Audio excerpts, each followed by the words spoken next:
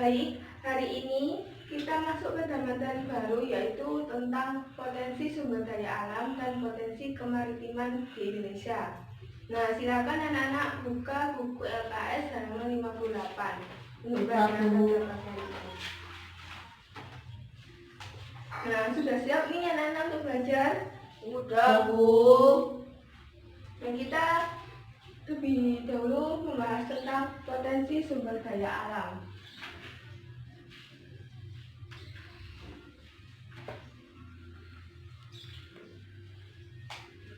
Nah, mengingat potensi sumber daya alam di Indonesia itu sangat melimpah, dalam pembahasan kali ini Ibu membatasi atau hanya menjelaskan 3 macam sumber daya alam. Nah, sebelum Ibu menjelaskan potensi sumber daya alam di Indonesia, kalian pasti tahu atau memahami sumber daya alam itu seperti apa. Nah, sumber daya alam sendiri itu termasuk kekayaan alam yang dapat di bumi, yang dapat digunakan oleh makhluk hidup. Nah, jenis-jenis sumber daya alam itu ada 3. Yang pertama itu berdasarkan pembentukannya, yang kedua itu berdasarkan materialnya, yang ketiga itu berdasarkan lokasinya. Nah, dalam berdasarkan pembentukannya, SDA itu dibagi menjadi 2 anak-anak. Yang pertama itu dapat diperbarui, dan yang kedua itu tidak dapat diperbarui. Ya, Bu. Nah, yang berdasarkan materialnya itu juga terdapat 2, dibagi 2.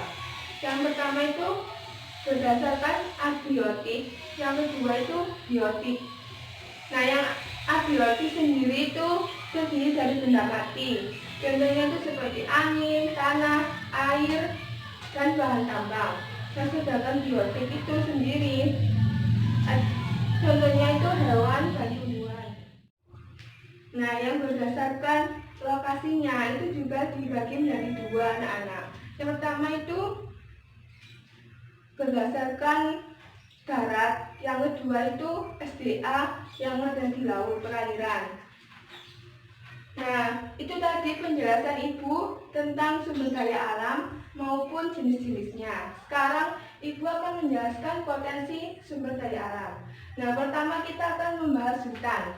Hutan sendiri itu termasuk ekosistem yang ada di bumi, yang di dalamnya ada flora dan fauna.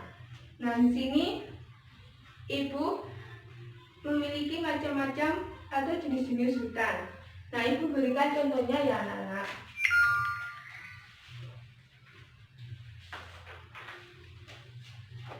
Nah, seperti ini. Ini jenis-jenis hutan yang ada di Indonesia. Ibu hanya memberikan contoh 4 saja ya. Yang pertama jenis hutan itu ada hutan sabana. Ya. Yang kedua itu hutan bakau atau mangrove. Kalau diperhatikan ya anak-anak. Yang ketiga itu hutan hujan tropis. Yang keempat itu hutan musim. Hutan musim ini hanya kalau tumbuhan itu bermusim saja, musim-musim tertentu. Kalau hutan bakau ini terletak di wilayah pesisir pantai atau sekitaran pantai. Nah, Ibu kan sudah menjelaskan macam-macam hutan. Nah, sekarang Ibu akan menjelaskan tentang manfaat hutan. Manfaat hutan yang pertama itu sebagai tempat tinggal makhluk hidup.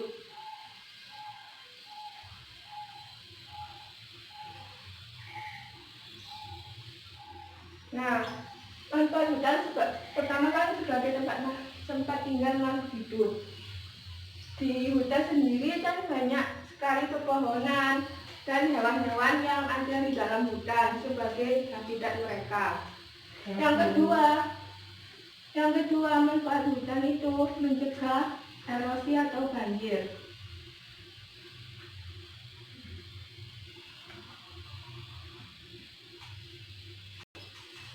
Nah, mencegah erosi atau banjir itu hutan kan memiliki banyak akar yang panjang. Akarnya itu bisa menahan tanah agar tidak terjadinya longsor atau erosi tadi. Dan akar-akar hutan itu waktu curah hujan yang tinggi pasti banyak air yang ada di sekitar hutan itu pasti akan diserap oleh akar-akar hutan itu tadi, sehingga tidak sampai terjadinya banjir. Nah, manfaat hutan yang ketiga itu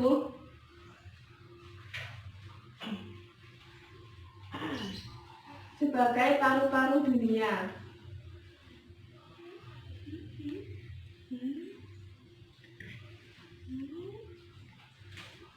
Nah, sebagai paru-paru dunia, tentunya hutan itu banyak sekali mengeluarkan gas oksigen untuk kita sebagai makhluk hidup bernafas.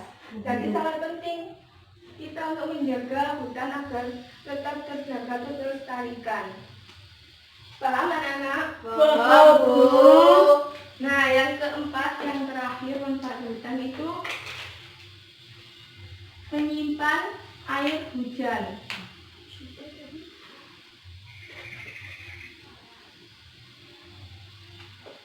Nah, yang keempat manfaat ini menyimpan air hujan. Tentunya dari akar-akar hutan itu tadi yang dijelaskan, banyak sekali menyimpan air hujan yang ada di tanah, sehingga sangat penting untuk menjaga kelestarian hutan juga. Nah, setelah Ibu membahas manfaat hutan, Ibu akan membahas potensi sumber daya alam yang kedua. Nah, yang kedua, potensi sumber daya alam di Indonesia yaitu air. Nah, air itu banyak sekali manfaatnya untuk kehidupan, untuk mandi, untuk minum, dan untuk kegiatan lainnya. Nah, dalam air sendiri itu Ibu jelaskan ada 3 jenis air. Yang pertama, air hujan. Air hujan sendiri itu sebuah presipitasi yang berwujud cairan yang turun di setiap wilayah tertentu dengan curah hujan. Nah, air hujan sendiri itu banyak sekali. Nah, Ibu ada contoh air hujan seperti ini gambarnya. Sudah tahu, Bu. Seperti ini ya anak gambarnya. Ya, Bu. Cairan yang turun dari itu, presipitasi ya. Ya, Bu. Nah, yang kedua, Ibu akan ya. Jenis air yang kedua yaitu air sungai. Nah, jenis air yang kedua yaitu air sungai. Nah, air sungai sendiri itu air yang mengalir dari daratan menuju ke laut, yang berawal dari wilayah yang tinggi ke wilayah yang rendah, ke hilir menuju ke hulu. Itu namanya air sungai. Nah, Ibu ada contoh air sungai seperti ini. Nah, seperti itu air sungai ya anak-anak. Nah, jenis air yang ketiga itu air danau. Betul sekali, tapi lagi. Nah, yang ketiga kan air danau. Danau sendiri itu terbuat dari cekungan yang ada di tengah-tengah hutan atau rawa. Nah, air danau sendiri itu berasal dari air sungai, air hujan, atau sumber mata air yang ada di situ, yang di tanah. Nah, Ibu ada contoh air danau. Nah, seperti ini ya anak danaunya itu. Iya, Bu. Paham ya? Paham, Bu. Nah, potensi sumber daya alam yang ketiga yaitu bahan tambang atau tambang. Tambang di Indonesia sendiri itu banyak sekali atau melimpah. Ya, Indonesia sendiri itu menghasilkan bahan tambang yang terbesar di dunia. Nah, bahan tambang sendiri itu di Indonesia salah satunya yaitu emas. Emas di Indonesia sangat melimpah. Nah, Ibu ingin bertanya, emas yang ada di Indonesia itu ada di daerah mana anak-anak? Tahu, Bu. Ya, silakan. Ada di daerah Papua. Ya, betul. Namanya PT Freeport. Ya, betul sekali itu. Baik, anak-anak, Ibu di sini akan menjelaskan empat sumber daya tambang. Yang pertama itu minyak bumi, Mas. minyak bumi dan gas alam.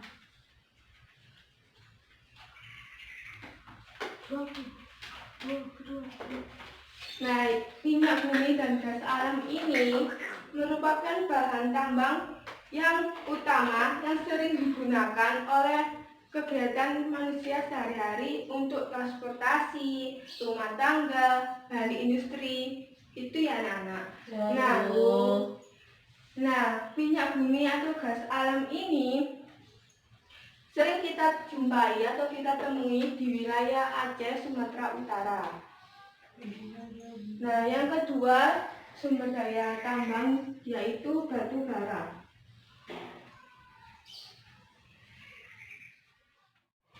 Dan jenis sumber daya tambang yang kedua yaitu batu bara.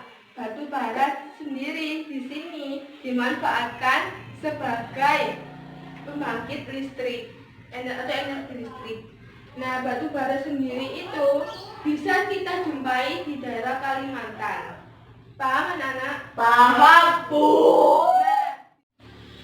Nah, di sini Ibu ada contoh bahan tambang.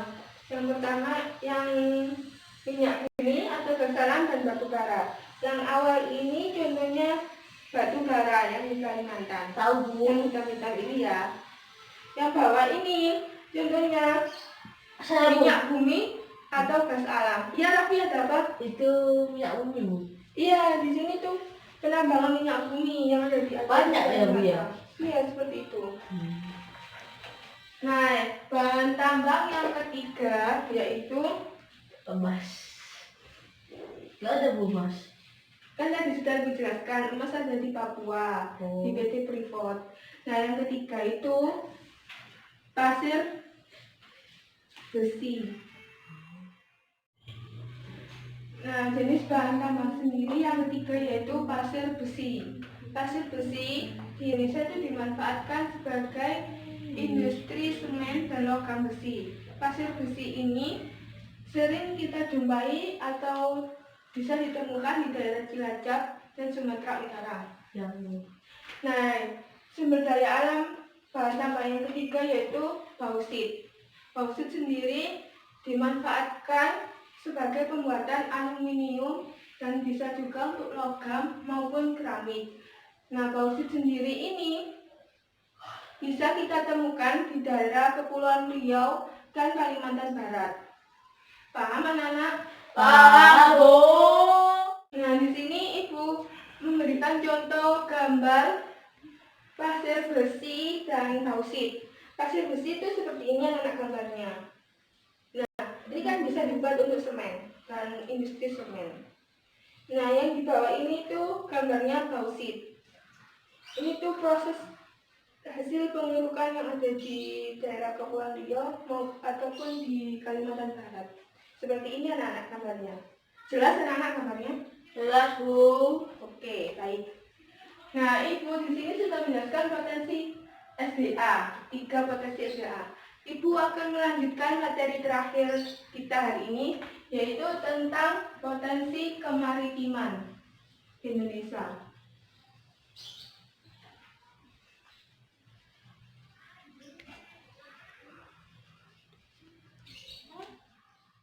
Tentang potensi kemaritiman Indonesia. Macam potensi kemaritiman Indonesia itu ada 3 anak-anak. Yang pertama perikanan. Nah, potensi kemaritiman Indonesia yang pertama yaitu perikanan. Perikanan sendiri di Indonesia itu dibagi menjadi 2 macam. Yang pertama itu perikanan tangkap, yang kedua perikanan budidaya. Nah, perikanan tangkap ini itu bisa kita langsung ke habitatnya seperti di laut. Sedangkan perikanan budidaya kita itu harus melihat atau kita jumpai budidaya-budidaya yang ada di lingkungan kita. Nah, perlu kalian ketahui, perikanan di Indonesia dalam 1 tahun itu bisa mencapai 65 juta ton ikan yang dihasilkan oleh Indonesia. Ingat ya, kalian harus tetap menjaga lingkungan yang ada di laut maupun lingkungan sekitar. Nah, di sini Ibu ada contoh gambar perikanan budidaya maupun perikanan tangkap yang di Indonesia. Yang di atas ini contoh gambar perikanan budidaya yang ada di lingkungan kita. Nah, yang gambar kedua ini contoh perikanan tangkap yang ada di laut. Nah, yang potensi kemaritiman di Indonesia yang kedua yaitu hutan mangrove.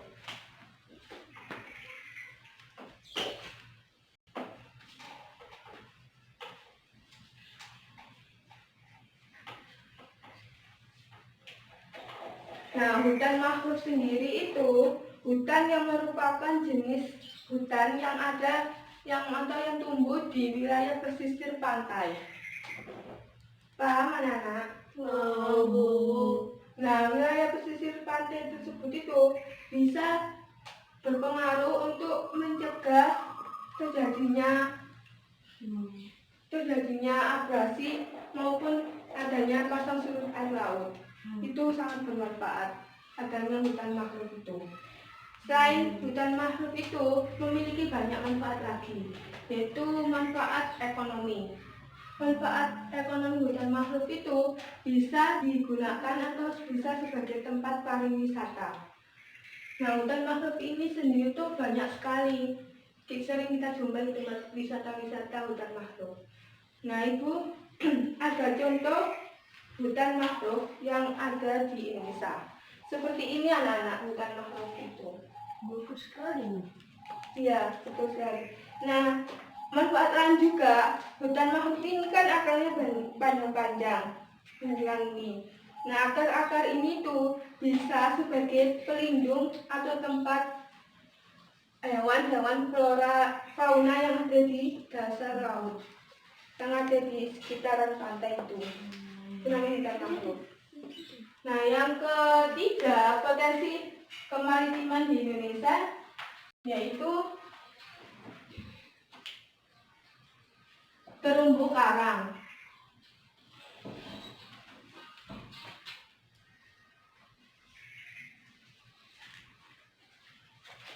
Nah, terumbu karang sendiri itu termasuk kumpulan karang-karang yang menjadi tempat tinggal bagi banyak biota laut yang berukuran kecil, seperti jenis ikan kecil yang ada di film yang kalian sering nonton bukan anak? Ikan Nemo namanya, yang kecil-kecil itu. Nah, terumbu karang ini juga itu memiliki manfaat sebagai tempat hidup hewan ikan Nemo itu tadi, sama juga sebagai tempat pariwisata di dasar laut dan bisa digunakan untuk penelitian kalian semua. Nah, Ibu ada contoh gambar terumbu karang yang ada di Indonesia. Yang di bawah ini ya anak-anak terumbu karang. Iya, Nah, yang di sini tuh kan ada banyak sekali jenis kayak macam-macam terumbu karang. Nah, yang di sini kan terdapat celah-celah seperti ini tuh bisa digunakan untuk tempat tinggal ikan kecil-kecil itu tadi. Ya, anak-anak. Paham anak? bagus. Nah, potensi sumber daya alam dan potensi kemaritiman Indonesia itu sangat mengagumkan sekali kan anak-anak. Nah, perlu patutnya kita itu untuk bersyukur dalam kita bisa berada di wilayah Indonesia yang memiliki banyak sekali potensi sumber daya alam maupun kemaritiman. Sehingga kalian tuh sebagai generasi muda harus patutnya untuk merawat, melestarikan, menjaga agar potensi seperti ini tuh tidak bisa kita terus menerus sampai generasi berikutnya. Nah, dalam potasi SDA tadi itu ibu sedikit terawatkan ya anak. Bahan tambang sendiri tadi itu termasuk sumber daya alam yang tidak dapat diperbarui. Nah, yang hutan sama air itu sumber daya alam yang bisa diperbarui.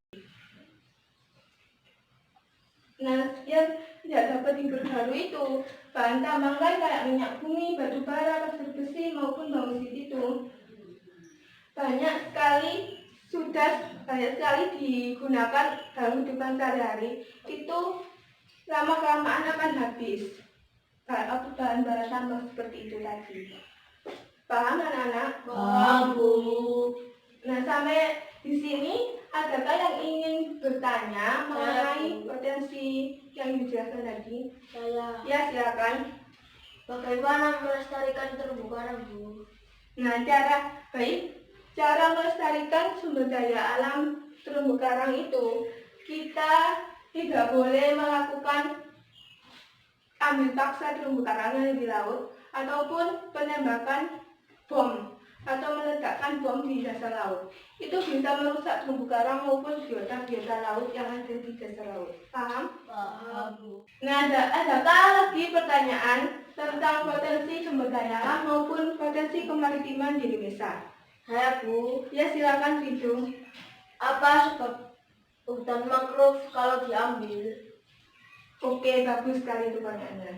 Nah, mengapa hutan mangrove jika diambil? Itu kan pertanyaannya. Jadi begini, jika kita menebang atau mengambil hutan mangrove, itu pasti di wilayah pesisir pantai itu nanti bisa terjadinya abrasi yang sangat besar yang dari laut ke pesisir pantai itu. Nah, sering terjadi kayak terjadinya tsunami ya kecil-kecilan. Itu banyak sekali dari tidak adanya hutan mangrove itu tadi. Nah, adanya hutan mangrove itu bisa mencegah itu tadi agar tidak volume air yang berada di sekitar pantai itu tidak masuk ke daratan. Begitu anak. Paham anak-anak yang ibu jelaskan tentang hutan mangrove itu sangat penting untuk mencegah terjadinya abrasi maupun tsunami. Ya anak-anak. Paham, Bu. Nah, kalian sudah nanya ke ibu, sekarang ibu gantian tanya ke kalian. Boleh anak-anak? Boleh, Bu. Nah, jadi gini pertanyaannya. Berikan contoh pemanfaatan lingkungan yang ada di wilayah sekitar kalian atau di daerah kalian. Yang bisa angkat tangan, nanti ibu beri nilai plus untuk kalian semua. Ayo. Saya, Bu. Ya, silakan Raffi.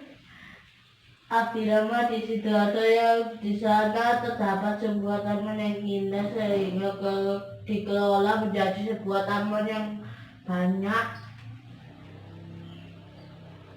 Ya, betul sekali.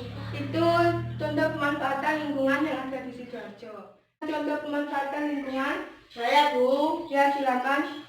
Contohnya Pulau Lusi yang ada di Kecamatan Porong. Di sana lingkungan yang terkena endapan lumpur dimanfaatkan sebagai tempat wisata. Ya, betul sekali. Pulau Lusi itu. Pulau Lusi awalnya adanya Pulau Lusi itu karena adanya lumpur lapindo yang di Porong. Nah, endapan lumpur lapindo itu banyak sekali terkena dampak-dampak di sekitar wilayah Porong itu tadi. Nah, Pulau Lusi sendiri itu terletak di daerah Kelocor. Nah, bentuk Pulau Lusi itu kak pulau yang di tengah, terus di sampingnya itu ada kayak sungai gitu. Nah, untuk menuju ke Pulau Lusi, kita harus melewati atau menyeberangi terlebih dahulu lewat perahu tersebut. Paham anak-anak? Paham, Bu. Nah, betul sekali itu tadi contoh-contoh pemanfaatan yang sudah kalian contohkan di lingkungan sekitar kalian. Betul sekali. Nah, ibu sedikit memberikan tugas untuk kalian untuk diskusi boleh dengan temannya maupun individu juga boleh. Tugasnya itu berikan contoh sumber daya alam yang ada di Indonesia. Masing-masing satu. Contoh sumber daya alam yang dapat diperbarui maupun yang tidak dapat diperbarui. Paham anak-anak? Tahu. Ibu kasih waktu 15 menit untuk kalian mencari sumber daya alam yang ada di Indonesia. Silakan 15 menit dimulai dari sekarang anak-anak. Nah anak-anak sudah waktunya 15 menit untuk kalian mencari sumber daya alam yang ada di Indonesia macamnya. Silakan paparkan. Saya Bu. Ya Raffi. Tanah. Ya, yang itu dapat diperbarui. Yang tidak dapat diperbarui apa? Semen. Betul sekali. Ada lagi yang ingin memaparkan? Saya Bu. Ya, silakan itu. Yang tidak dapat diperbarui adalah minyak bumi, nikel, dan aspal. Sedangkan yang dapat diperbarui adalah air dan hutan. Ya, betul sekali itu tadi. Nah, kalian kan sudah pintar-pintar semua dan aktif pelajaran pada pagi hari ini. Nah, karena waktu sebentar lagi selesai, kita akhiri sampai di sini pelajaran kita hari ini. Dan dengan begitu, Ibu sedikit memberikan tugas kelompok untuk kalian, yaitu tentang membuat peta persebaran potensi sumber daya alam yang ada di Indonesia. Ibu beri waktu 2 minggu. 2 minggu pertemuan selanjutnya sudah dikumpulkan kepada Ibu. Paham anak-anak? Paham Bu.